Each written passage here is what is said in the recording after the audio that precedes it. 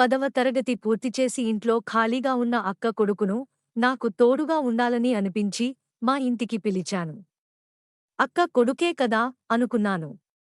ఆ రాత్రి వాడిని నా గదిలోనే నిద్రపోమన్నాను.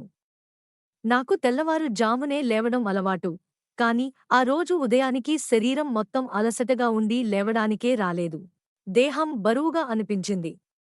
బాత్రూంకి వెళ్లి చూసుకుంటే బట్టలు సరిగ్గా లేవు. కింద భాగంలో నొప్పి కూడా ఉంది. రాత్రి ఏదో జరిగిందేమో అనిపించింది. కాని అక్క కొడుకు చిన్నోడే కదా, ఇలాంటిదేం జరగదు అని నన్ను నేనే ఓదార్చుకుని మామూలు పనుల్లో మునిగిపోయాను.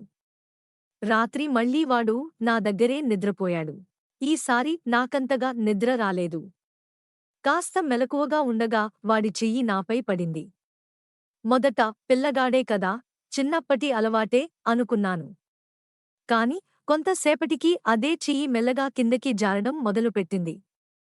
వెంటనే పక్కకి తిప్పుకున్నా, మళ్ళీ వాడు అలాగే చేయసాగాడు. దాంతో ఒక్కసారిగా లేచి గట్టిగా, ఏం చేస్తున్నావురా? పిన్ని మీద ఇలా ప్రవర్తిస్తారా? అని అడిగాను. నిన్న రాత్రి కూడా ఏదైనా చేశావా అని ప్రశ్నించాను.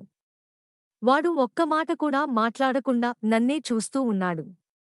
ఫోన్ చేసి మీ నాన్నకి చెప్తా అని బెదిరించాను. అప్పటికి వాడి కళ్లల్లో నీళ్లు మెదులుతున్నాయి. తరువాత వాడు చెప్పిన మాటలు మాత్రం నన్ను కుదిపేశాయి. నువ్వు మా నాన్నతో సంబంధం పెట్టుకున్నావు కదా? అమ్మలేని సమయంలో మీ ఇద్దరినీ చూశాను.